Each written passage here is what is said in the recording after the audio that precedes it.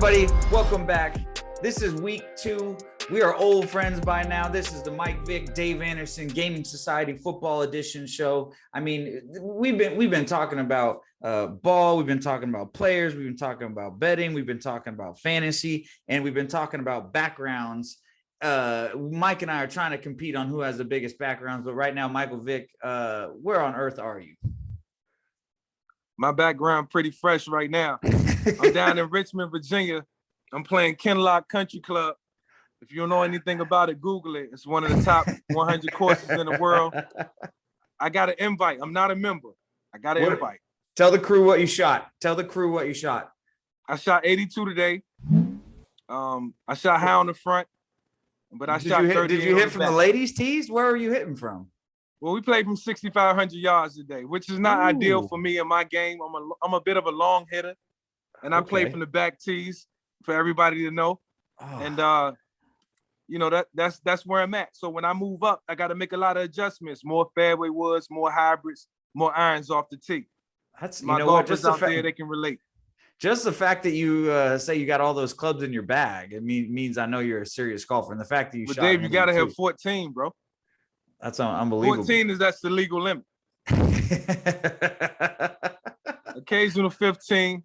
You know, sometimes I carry 4 wedges, depending on the time of the year where I'm playing at. You know, it sounds like I need to go golf with Mike Vick. You know, we got a Top Golf coming out here in El Segundo. I'm gonna be nice. That's where I'm gonna be on Saturday, Sunday. I can't say take the family over, but I'm gonna be at that place. You go out there and you give it your best, but take the family, man. Great food at Top Golf. Great food. They'll enjoy that more than hitting the golf ball. Well, unfortunately, this isn't a fantasy golf show. We got to keep it on the rails here. We're going to talk about football quickly. Mike, I mean, there was a lot of great football. It feels like everyone's kind of getting a little bit of a rhythm. You saw the Cowboys and a couple of these teams bounce back. You saw, the Packers, Aaron Rodgers, just like we talked about last week's show. Aaron Rodgers showed who he truly was. Maybe Jameis Winston showed who he truly was too. I'm curious, who really impressed you week 2? Yeah, I'll just say this: Aaron Rodgers, just in the bounce back, they impressed us. I'm pretty sure they impressed everybody. Who else had some breakout games? I like what Baker Mayfield did. I thought he played efficient, going down early. He was able to put his team in a position to come back and win the game. Buffalo on the bounce back. I actually picked them in my sports bet. Yep. Well, I'm sorry. I take that back. I picked the Miami Dolphins to beat them by 1. They crushed them by 35. Tua left the game. He's got to get healthy, obviously. But it was some standout players this weekend. It was good to see Devontae Adams catch some balls last night, because what happened against New Orleans in week 1 was really not the reflection of who they really were on last night. So it was good to see week 2, good bounce back week, learn a lot about a lot of teams in Dallas, the Dallas Cowboys included. You know what I found was really interesting, and you're hoping these teams get this out of the way week 2. I see a bunch of kicking mistakes and issues with the special teams. Like there was, what was it? The Raiders game that was last week. That was week 1 though, when they ran the guy out on the field and they missed that whole thing. They screwed that. Or I don't even know if that was Thursday Night Football. I can't forget. That was a mess. And then this week, we had 3 different kickers missing. We had timeouts called at the wrong time. The whole kicking bad game clock management. It was a lot. Terrible. Yeah, I just don't get that. I mean, and we do a lot of situational football practice. You know how that goes.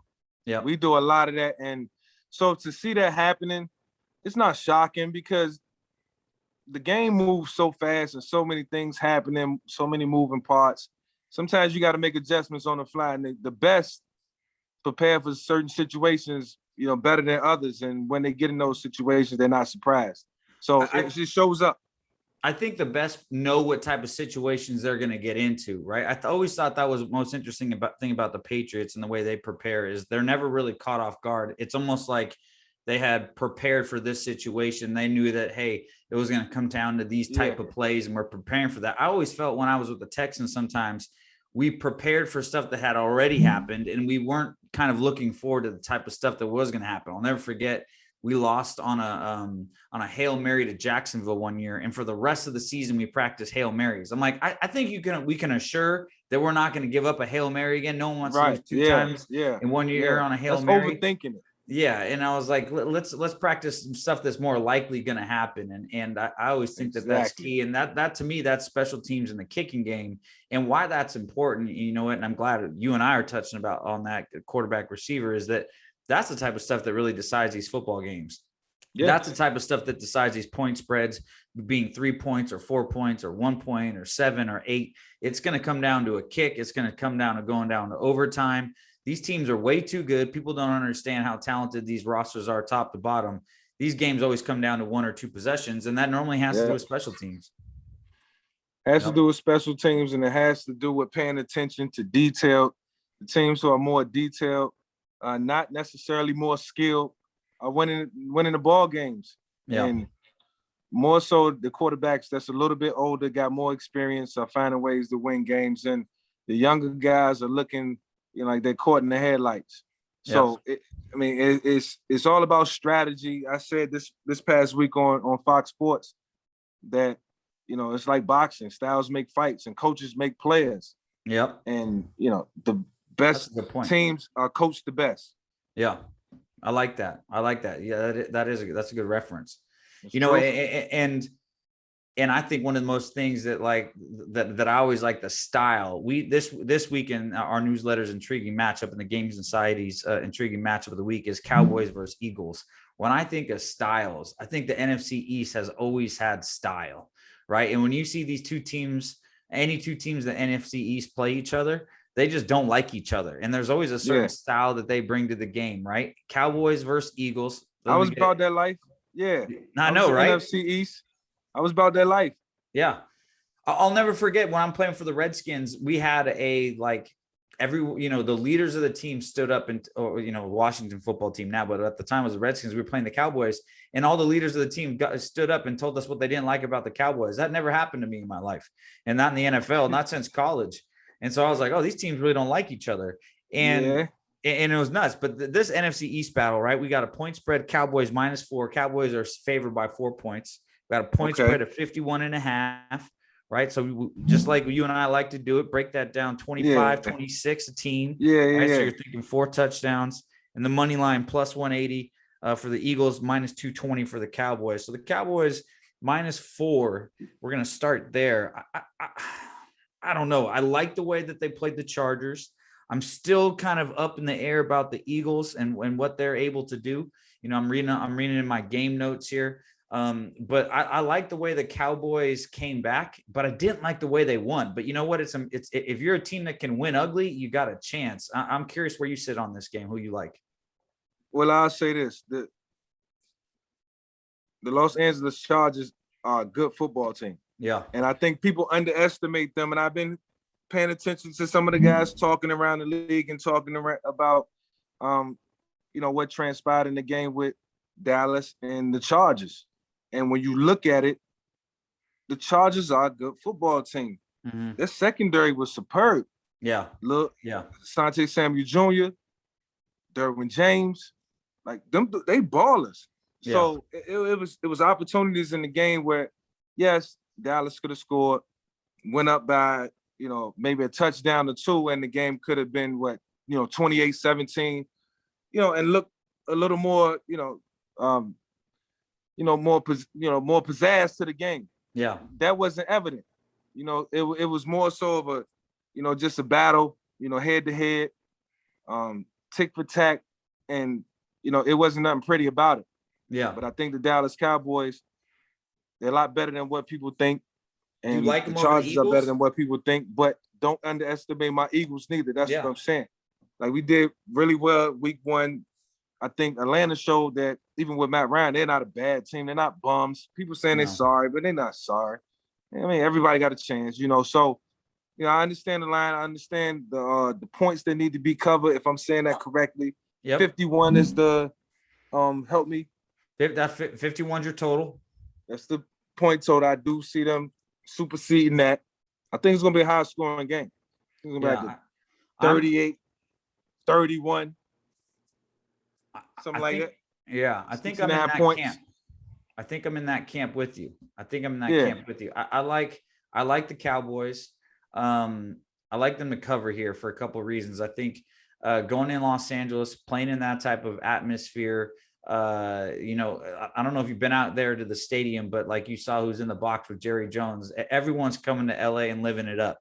And, the LA fans are showing up for the Rams and the Chargers. They don't care what team it is. The loyalty is it's not easy to find out. They're more loyal to the stadium and the away team, the type of game they think it's going to be than the home team. But that's fine. I don't think the Chargers much care as long as people are there. Exactly. To each his own. Exactly. We haven't had good football here in a while. We got two good teams, so that's nice. Yeah. I think you're right. I think the Cowboys beat a very good team in the Chargers. I think let them win in ugly is what I like. So I'm going to take, I like the Cowboys covering here, -4. The point total, I'm a little stuck on. I do think they're a 2-touchdown winner, but I think it's like a 28-17 game.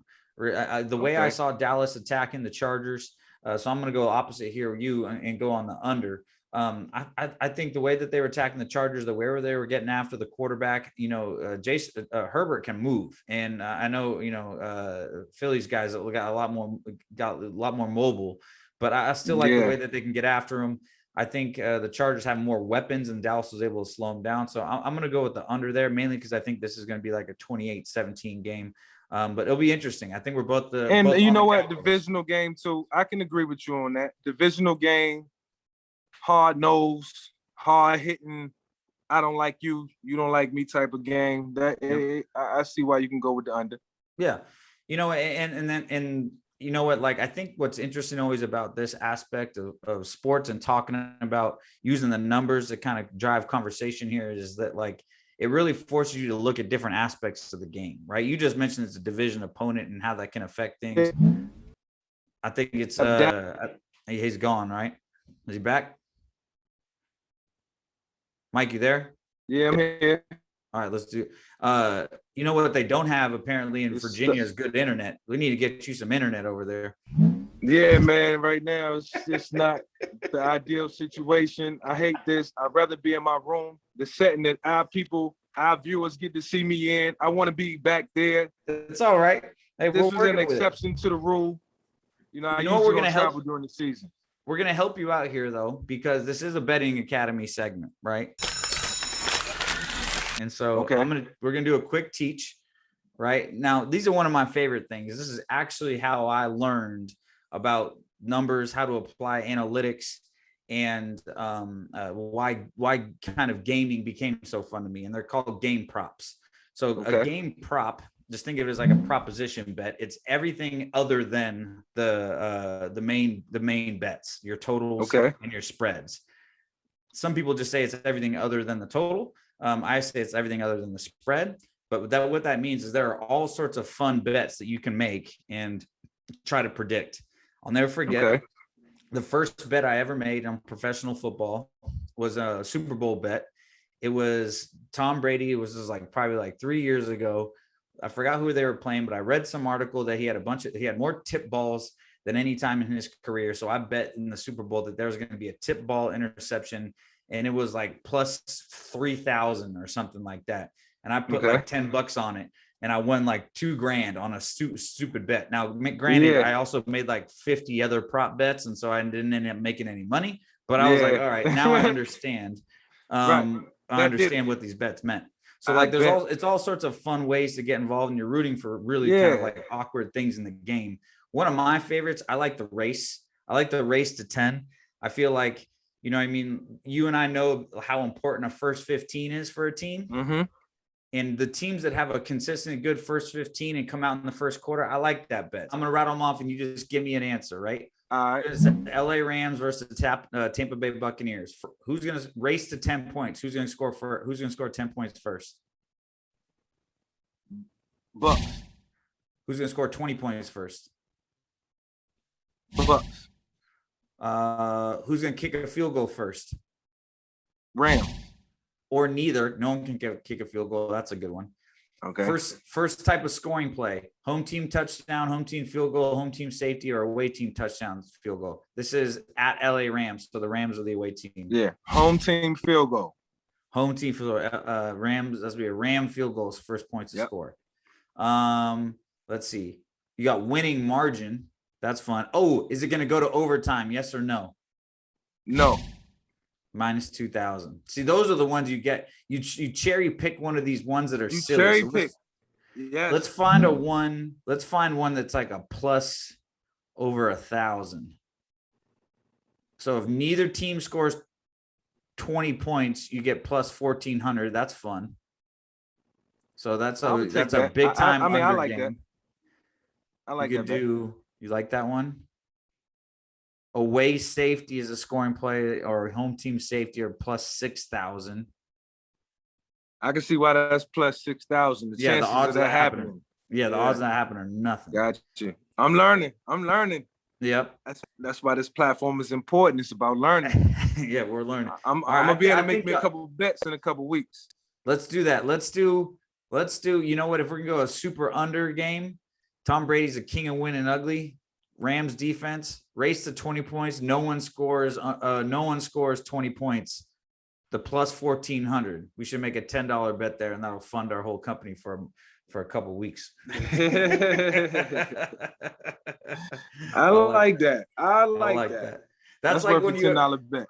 Yeah, those are always fun, right? Because then you know what's going to happen. So that's a Betting Academy game prop of the week. I think more than anything, you know what? It's a fun way to get involved. It was always it's my wife's favorite thing to do in Super Bowl is to bet. Like, that's always that famous bet. Like, how long is the national anthem going to be?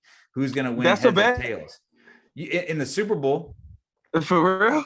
Yeah, in the Super Bowl, you can bet how long the national anthem. They have probably 300 prop bets in the Super Bowl. It's nuts. Yeah, it got so serious in the it got so serious in the national anthem that they were betting on it that they had to take everyone out of the stadiums, and they wouldn't let people listen. And then what they would do is they would tell the singer to actually like sing it 2 or 3 times and to vary how she was singing, so that you couldn't stand outside the stadium, listen, and be like, oh, it's going to be over 1 minute and 32 seconds. 30 seconds. That's the bet. What the? Yeah. Crazy, right? That is unreal. But I like it though. Like, I'm learning more and more about this world. Yeah, the world is a hustle. Well, people are trying to get some inside info, and absolutely. Why not? Yeah, right. So that's a Buccaneers Rams. Those are the game props. The game bet though is really interesting. Point total's 50, right? So that means Vegas thinks both these teams are going to score around 25, 26. This is a 4 touchdown apiece game. Yeah. Spread is -1, which is basically called a pick'em game, right? It's no one knows really who's going to win. And the Bucs are dogs in this game, plus 105. Rams minus 125. So the Rams are favored by a point. Okay, what does that mean? So that means if I bet $100 on the Bucs, I win 105. If I bet $100, I have to bet $125 on the Rams to win 100. Okay. And so basically, the Vegas thinks the Rams are going to win by a point. I think the Bucs win this game.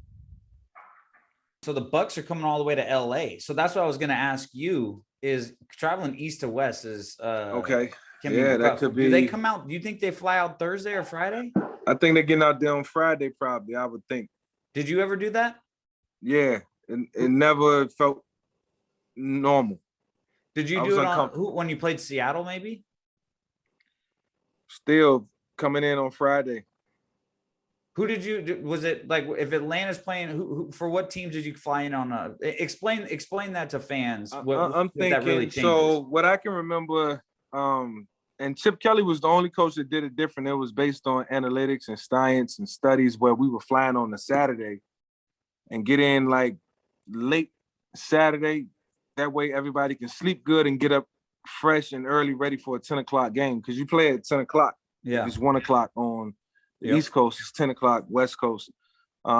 So most teams, when they travel from east to west or west to east, they leave a day early just to get accustomed to the time zone, time change. You probably did it a couple times. Yep. So what you're saying is that Tampa Bay flying to the West Coast might have that jet lag effect or the effect from just the time change. It's real, it's evident.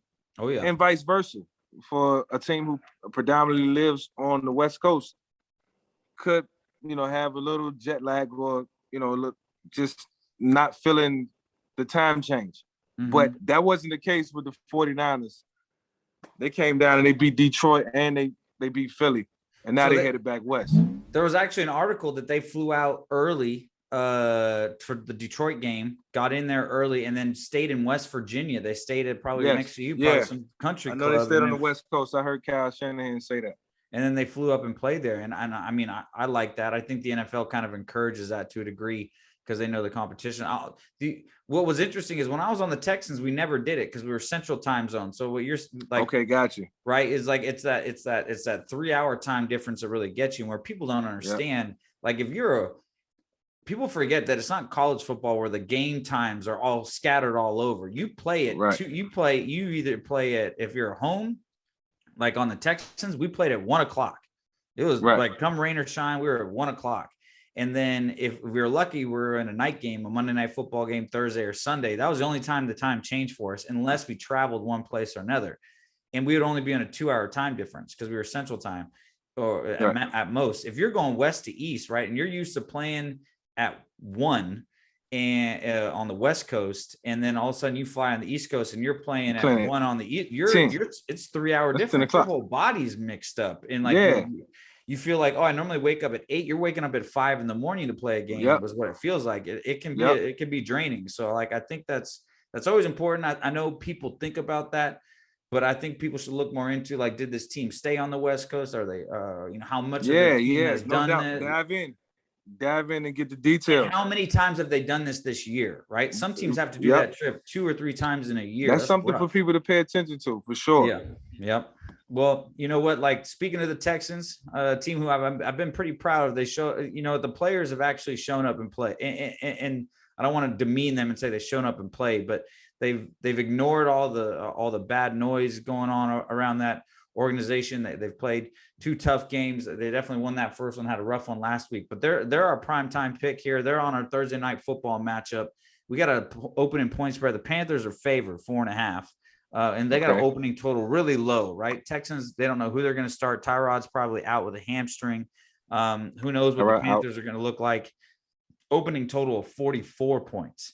Real low considered NFL standards, but Panthers are favored. Not sure who you like here, Panthers versus Texans on Thursday Night Football. Yeah, I like the Panthers with Tyrod out. I do like the way Sam Darnold has played, the way Matt Rule has coached this team, and what the Panthers offenses look like. And defensively, whatever they've done over the last couple of weeks, it's hitting different. It's hitting home. So I like them over the Texans. I think the Texans, even though I think they're going to battle and fight hard, it's just not going to work out in their favor. So I'll take the Texans. I'll take the Panthers in this one. Panthers to cover -4.5. Clear? Is that a clear -4.5? Yeah, I think they cover. Yeah, me too. I like the Panthers there. I think they cover. I think the Texans have had a lot to deal with. I was just actually on Where Are They Now with the Houston Texans with Drew Doughty. Shout out to the Texans for the support, kind of reaching back out to the alumni. But the team itself is really fighting through a lot of adversity, right? Like for the first time, they kind of drowned out the Deshaun Watson talk. Is he going to start? Is he going to play? Hey, we won a game with Tyrod. Don't forget this guy went to a Pro Bowl. He led a team he led the Bills to the playoffs before he kind of bounced around. And I think they were excited about what the season had in store, and then they go and lose, and now everyone and Tyrod gets hurt. So now this Deshaun Watson conversation comes back up again, and you know what? He is taking up a roster spot. He has taken up a lot of mental real estate over there in Houston. I don't like that situation. I know how hard it is to ignore those kind of those large guys in the locker room. Yeah. I'm with you. I think the Panthers cover -4.5. It is tough on a short week to go somewhere and cover.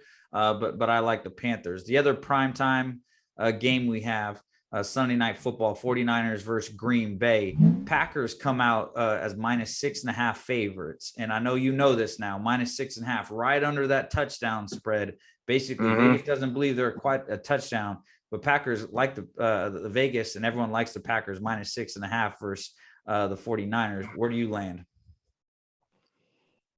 I land with them. I can see this game being a hard-fought game, 23-20 type of game, 30-27. I mean, I got this one being close and down to the wire. Two evenly matched teams. Obviously, Green Bay got a little more to play for. They 1-1. It could fall to 1-2. San Francisco being 2-0, that could play into their favor. Psyche is everything when you play ball. How you feel your opponent, how you think the game might go in terms of winning and losing, the win and loss column. So, that always gave me confidence. If we was 2-0 at the start of the season and the team coming, I mean, look, I'm not saying it's house money, but we either going to be 3-0 or we're going to be 2-1. So I might as well go out and give it an extra little oomph. So, that's why I think this will be close. San Fran to make it competitive, but I think Green Bay will win, but it'll be about 4 or 5 points.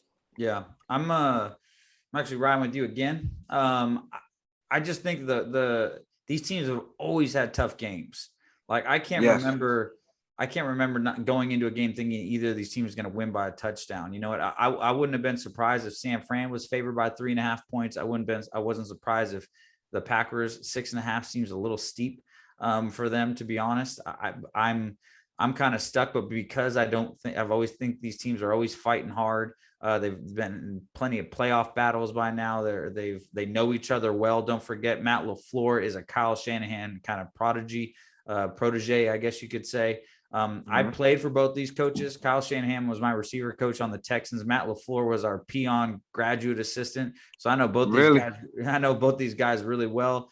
They run the same offense. They know how to attack each other. It's going to come down to how can these defenses prepare. They're going to give right now. I know Matt LaFleur and Kyle Shanahan, if I know them well, they're sitting in on defensive meetings this week. They're trying to slow the other person down. Here's what Kyle likes to do. Here's what Matt likes to do. And you know what happens when you try to over prepare on one side of the ball? Almost 9 times out of 10, it backfires because they keep it simple. They understand what the defense is trying to do to take away from their big weapons. So they keep it simple. They say, hey, here's how we're going to attack. We know they can't stop this. Here's our leverage. Here's our dudes. And Aaron, here's the ball. Go win us a football game. So I'm with you. I think the Packers win. I don't think they cover, but I do think this is going to be a high scoring football game. The opening point total is 48.5. I see this game going 30-28 to maybe even 40-35 or something like that, or 40-38, a high scoring 41 game. 41-31 or something, 41-33, touchdown, 8 points. Exactly. Yes. I mean, when you saw the dimes that Aaron Rodgers was dropping last week, when he put that, first of all, I don't know if you saw that seam he threw for a touchdown where he ran double to under the tight end. And covered. It looked like it was 2-man, but it was a terrible 2-man because you had your slot guy safety couldn't get over.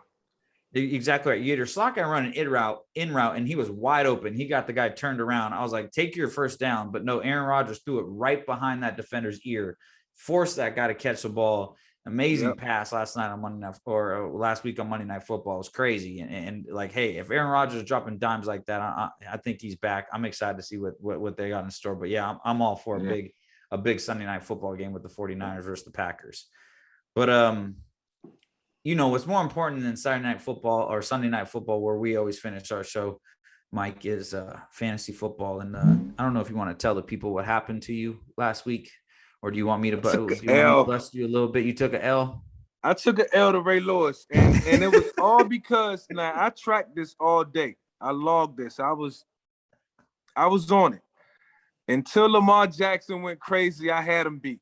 You know what? The Sleeper app is fun because it's got all the animations and it kind of blows up. It's got all the little gifts. Like, it's almost it's almost play by play. It's super cool, man. So like, it's something different for me. I watched it all day. I knew Ray was my opponent. And, I took an L, man. I took an L in my fantasy this week. I feel bad. I lost some guys. Some guys didn't perform. Some guys didn't show up. I expected Russell to do a little bit more. Well, here's the thing. It's always next week. You lost, but you got the best manager of the week based on how many total points that they predicted versus how many points you scored. So if there's anything that you can be happy about, it's that you're managing your team well.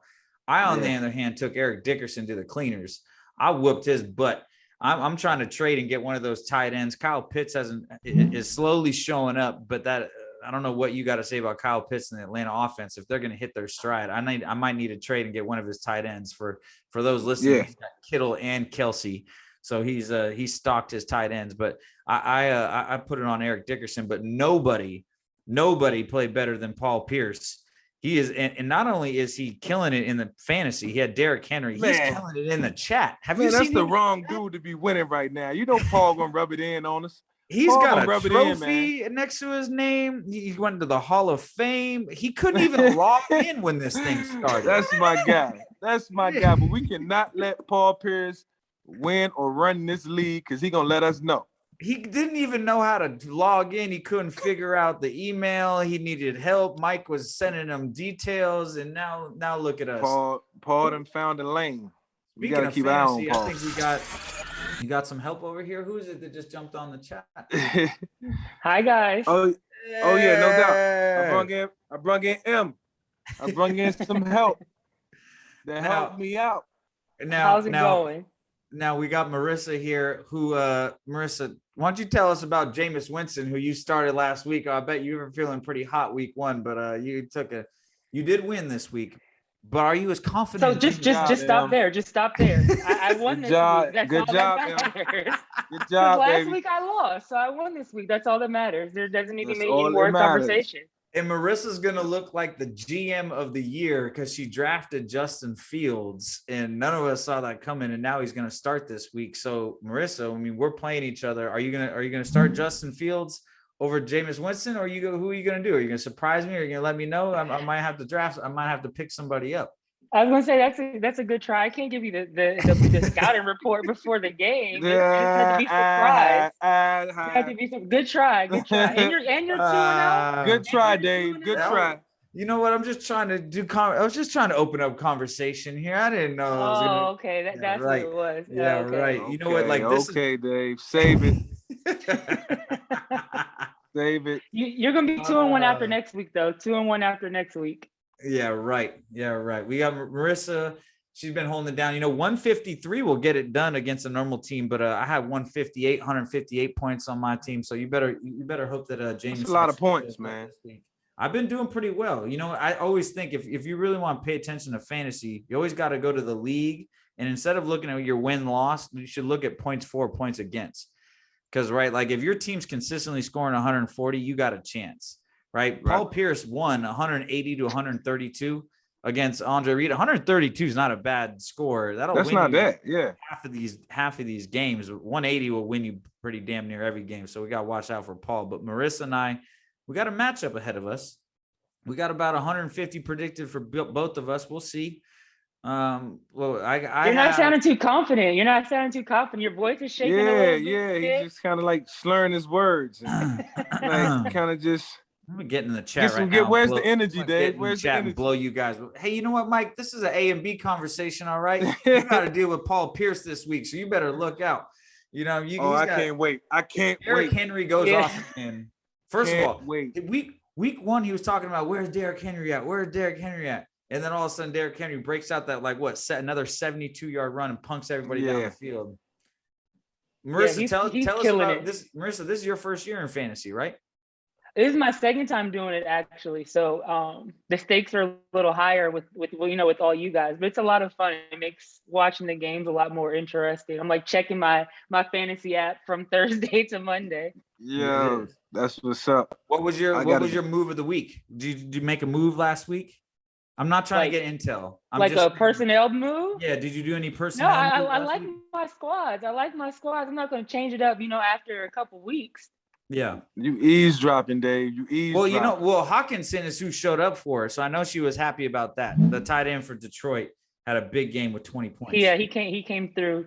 That's my biggest issue. I have no one at tight end right now. Kyle Pitts, he got me 12 points, but he was struggling the first 2 weeks. So I gotta figure. Mike, you hear these excuses he's making already because we have this matchup next week. Yeah. You know what, Mike? All of a sudden, that sounds like a management Wi-Fi is issue. affecting Marissa's. I can't hear either of you right now. I heard That sounds like a management issue, Dave. It's a management issue. Laying the groundwork for the excuses already. All right. Well, you know what? We actually might want to bet a bottle of something then, Marissa. What is your drink of choice? I'm up for betting a bottle. What do you want to bet? I love tequila, so you can the finest tequila. You can go ahead and I'll send you my address. You can ship it ahead of time if you want. You know what? You're not supposed to ship alcohol across state lines, but I think we might be able to figure that out. I know we might have someone order it. You'll figure it out. We'll figure it out. You know what? I'm down for that. You will figure it out, Dave. You know what? I'm down for that. Let's bet a bottle of tequila. What's your favorite? You know what? I forgot the name of it. What's that one with the white Casamigos with the blue? It's like a blue. Casa Azul. Casa Azul. Oh, you want the cut? It's too sweet. No, I'm gonna go with Casa Azul. Bottle of Casa Azul. You heard it here first. Gaming Society Football Edition. Marissa coming from the WNBA, gonna try to teach us a lesson. We'll see what happens. Marissa, thank you for joining the show. Mike, always a pleasure. I'm Dave Anderson. That's Mike Vick. Marissa joining us. Thank you, everybody. See you guys.